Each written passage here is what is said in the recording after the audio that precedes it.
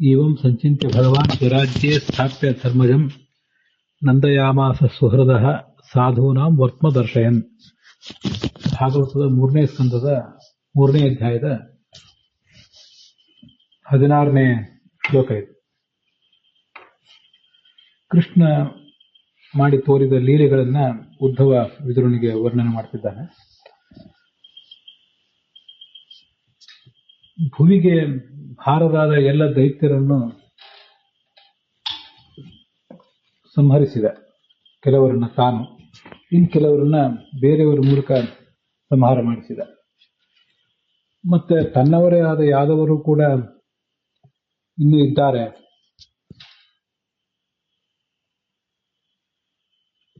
ಅವರು ಕೂಡ ಇಲ್ಲಿಂದ ತೆರಳಬೇಕು ಅಂತ ಆತನ ಸಂಕಲ್ಪ ಇತ್ತು. ಆ ಸಂಕಲ್ಪಕ್ಕನುಸಾರವಾಗಿ ಅವರಲ್ಲೇ ಪರಸ್ಪರ ಒಂದು ಕಲಹ ಆಗಬೇಕು. ಆ ಕಲಹದಿಂದ ಯಾದವರ ವಂಶ ನಾಶ ಆಗಬೇಕು ಅಂತ ಆತನ ವಿಚಾರ ಇತ್ತು. ಇವತ್ತು ನಾವು ನೋಡಬೇಕಾದದ್ದು 16ನೆಯ ಶ್ಲೋಕ, ಏವಂ ಸಂಚಿಂತ್ಯ ಭಗವಾನ್ ಅನ್ನುವುದು. ಕೃಷ್ಣ ಹೀಗೆಲ್ಲ ಆಲೋಚನೆ ಮಾಡಿ ಆ ಯುಧಿಷ್ಠಿರನನ್ನ ಅವನ ಸಿಂಹಾಸನದಲ್ಲಿ ಕೂಡಿಸಿದ. ಸ್ವರ್ಗಕ್ಕೆ ಸಮಾನವಾದ ಸಿಂಹಾಸನ ಅದು. ಅಷ್ಟು ಅದ್ಭುತವಾದ ಸಮೃದ್ಧವಾದ ರಾಜ್ಯ, ಧರ್ಮಭೂಯಿಷ್ಠವಾದದ್ದು. ಅದರಲ್ಲಿ ಕೂಡಿಸಿ ಎಲ್ಲ ಬಂಧು ಮಿತ್ರರಿಗೂ ಆನಂದ ಆಗುವಂತೆ ಮಾಡಿದ. ಸಜ್ಜನರಿಗೆ ಅವರ ಮಾರ್ಗ ತೋರಿಸಿದ. ಅಭಿಮನ್ಯು ಉತ್ತರೆ ಗರ್ಭದಲ್ಲಿದ್ದಾಗ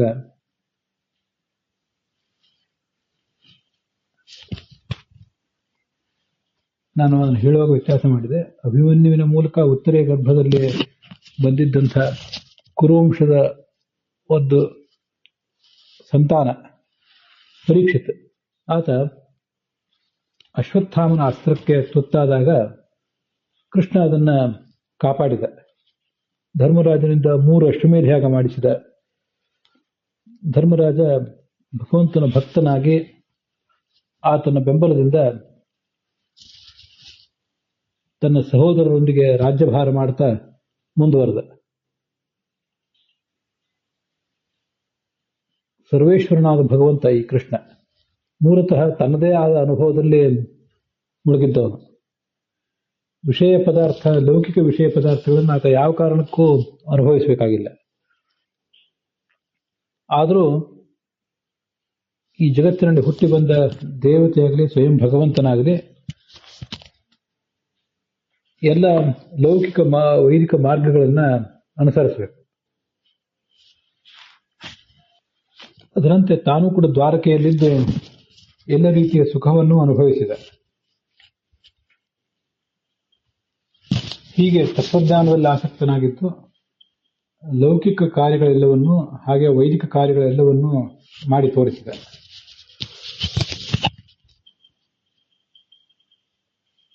ಮತ್ತೆ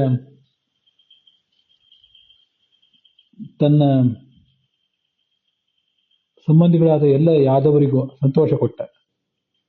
ರಾತ್ರಿಯಲ್ಲಿ ತನ್ನ ಪತ್ನಿಯರಿಗೂ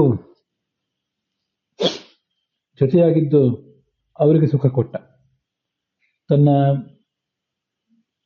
ಸ್ನೇಹದಿಂದ ಕೂಡಿದ ಮುಗುಳ್ನಗು, ನೋಟ, ಅಮೃತದಂತೆ ಆಪ್ಯಾಯಮಾನವಾದ ಸಮಾಧಾನ ಕೊಡುವ ಮಾತುಗಳು, ಶುದ್ಧವಾದ ನಡೆ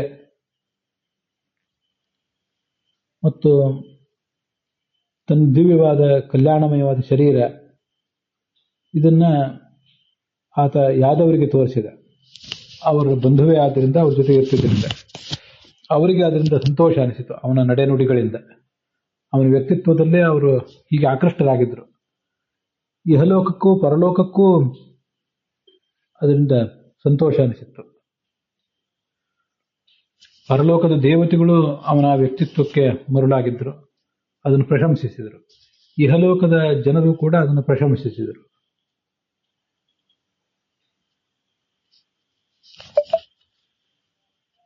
ಹೀಗೆ ಒಟ್ಟು 21 ಶ್ಲೋಕಗಳವರೆಗಿನ ವಿವರಣೆ.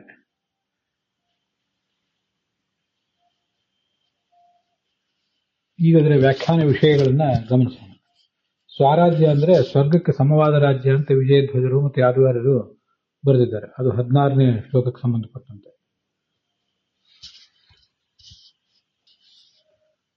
18ನೇ ಶ್ಲೋಕದಲ್ಲಿ 3 ಅಶ್ವಮೇಧ ಮಾಡಿಸಿದ ಅಂದ್ರೆ ತ್ರಿವಿಹಿ ಉತ್ತಮ ಕಲ್ಪ ದಕ್ಷಿಣಾದಾನಿನ ತ್ರಿಗುಣ ಫಲೈಹಿ, ಶ್ರೇಷ್ಠ ದಕ್ಷಿಣೆ ಕೊಟ್ಟಿದ್ದ ಧರ್ಮರಾಜ ಈ ಅಶ್ವಮೇಧ ಯಾಗಗಳಲ್ಲಿ. ಆದ್ರಿಂದ 3 ಪಟ್ಟು ಫಲ ಕೊಡುವಂತಹ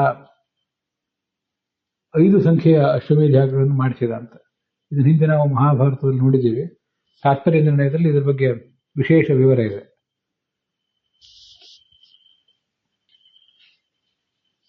ಯುದ್ಧದ ನಂತರ ಆ ಅಶ್ವಮೇಧ ಯಾಗವನ್ನು ವರ್ಣನೆ ಮಾಡುವ ಪ್ರಸಂಗದಲ್ಲಿ ಅದನ್ನ ನೋಡಬಹುದು. 19ನೇ ಶ್ಲೋಕದಲ್ಲಿ ಲೋಕ ವೇದ ಪಥಾನುಗ ಅಂತಿದೆ. ಲೋಕದ ಮಾರ್ಗ, ಇಹಲೋಕದ ಮಾರ್ಗ, ಹಾಗೆ ವೇದ ಅಂದ್ರೆ ಜ್ಞಾನದ ಮಾರ್ಗ, ಅಧ್ಯಾತ್ಮದ ಮಾರ್ಗ, ಅದೆರಡನ್ನೂ ಅನುಸರಿಸಿದೆ. ವ್ಯಕ್ತಿಯೊಬ್ಬ, ಗೃಹಸ್ಥನೊಬ್ಬ ಲೌಕಿಕ ವಿಷಯಗಳನ್ನು ಮರೆಯಬಾರದು, ಹಾಗೆ ಅಧ್ಯಾತ್ಮವನ್ನು ಮರೆಯಬಾರದು. ಈಗ ಎರಡನ್ನೂ ಮಾಡಿದ ಅಂತ ಅದರ ತಾತ್ಪರ್ಯ ಅಷ್ಟೆ. ಅಲ್ಲಿ ಸಾಂಖ್ಯ ಮಾಸ್ಥಿತ ಅಂತ ಒಂದು ಶಬ್ದ ಇದೆ 19ನೇ ಶ್ಲೋಕದಲ್ಲಿ. ಸಾಂಖ್ಯ ಅಂದ್ರೆ ಕೇವಲ ಭಗವಜ್ಞಾನ ಸಾಂಖ್ಯಮಿತ್ಯ ವಿಧೇಯತೆ ಅಂತ ಅಧ್ಯಾತ್ಮ ಅನ್ನೋ ಗ್ರಂಥವನ್ನು ಆಚಾರ್ಯರಲ್ಲಿ ಕೋಟ್ ಮಾಡಿದ್ದಾರೆ. ಶುದ್ಧ ಭಗವತ್ ತತ್ವಜ್ಞಾನಕ್ಕೆ ಸಾಂಖ್ಯ ಅಂತ ಹೇಳ್ತಾರೆ.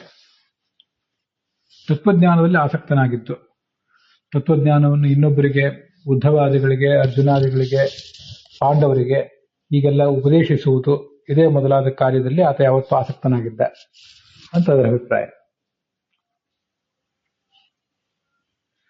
ಸಾಂಖ್ಯ ಅಂದ್ರೆ ಪ್ರಕೃತಿ ಪುರುಷ ವಿವೇಕ, ಪ್ರಕೃತಿ ಮತ್ತು ಪುರುಷರ ನಡುವಿನ ವ್ಯತ್ಯಾಸ, ಅದನ್ನು ತಿಳಿದುಕೊಂಡು ಅಂತ ಶ್ರೀಧರ ಅರ್ಥ ಬರೀತಾರೆ. ಆ ಅರ್ಥ ತಪ್ಪು ಅಂತಲ್ಲ, ಆದ್ರೆ ಕೇವಲ ಅದು ಮಾತ್ರ ಅಲ್ಲ, ಬಹಳ ಮುಖ್ಯವಾಗಿ ಪರತತ್ವದ ಜ್ಞಾನ ಅಂತ ಅದು ಅರ್ಥ. ಅಂತೂ ಇಲ್ಲಿ ಸಾಂಖ್ಯ ಅಂದ್ರೆ ಯಾರೋ ಒಬ್ಬ ಕಪಿಲ ಎಂಬ ಹೆಸರಿನ ಮುನಿ, ಭಗವಂತನ ಅವತಾರ ಅಲ್ಲ, ಬೇರೆ ಯಾರೋ ರಚನೆ ಮಾಡಿದ ಅವೈದಿಕವಾದ ಸಾಂಖ್ಯ ಸಿದ್ಧಾಂತ ಅಂತ ಯಾರು ಅದನ್ನ ಭ್ರಮಿಸಬಾರದು ಅಂತ ಅದರ ತಾತ್ಪರ್ಯ. ಆ ದೃಷ್ಟಿಯಿಂದ ವೀರರಾಘವರ ವ್ಯಾಖ್ಯಾನ ಚೆನ್ನಾಗಿದೆ. ಸಂಖ್ಯಾ ಅಂದ್ರೆ ಬುದ್ಧಿ, ಅದರಿಂದ ಗಮ್ಯವಾದದ್ದು, ಬುದ್ಧಿಯಿಂದ ಜ್ಞೇಯವಾದದ್ದು ಸಾಂಖ್ಯ. ಮೋಕ್ಷಗಳಿಂದ ಉಪಾಸನೆಗೆ ಯೋಗ್ಯವಾದದ್ದು ಅದ್ಯಾವುದು ಅಂದ್ರೆ ತಾನೇ ಪರತತ್ವ, ಅದರಲ್ಲಿ ಮಗ್ನನಾಗಿದ್ದು, ತನ್ನ ಆನಂದದಲ್ಲಿ ತಾನು ಮಗ್ನನಾಗಿದ್ದು, ತನ್ನ ತಪಸ್ಸಿನಲ್ಲಿ ತಾನು ಮಗ್ನನಾಗಿದ್ದು ಅಂತ ಅದರ ಅರ್ಥ ಆಗ್ತದೆ.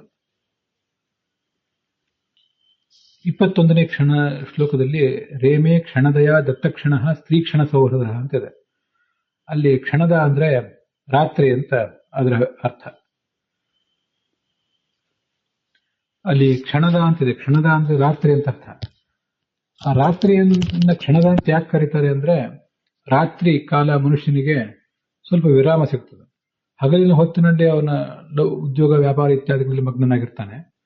ರಾತ್ರಿ ಹೊತ್ತು ಅವನಿಗೆ ಸ್ವಲ್ಪ ವಿರಾಮ, ಮನೆ, ಮಕ್ಕಳು, ಮಡದಿ ಇತ್ಯಾದಿಗಳ ಜೊತೆ ಕಾಲ ಕಳೆಯಲಿಕ್ಕೆ.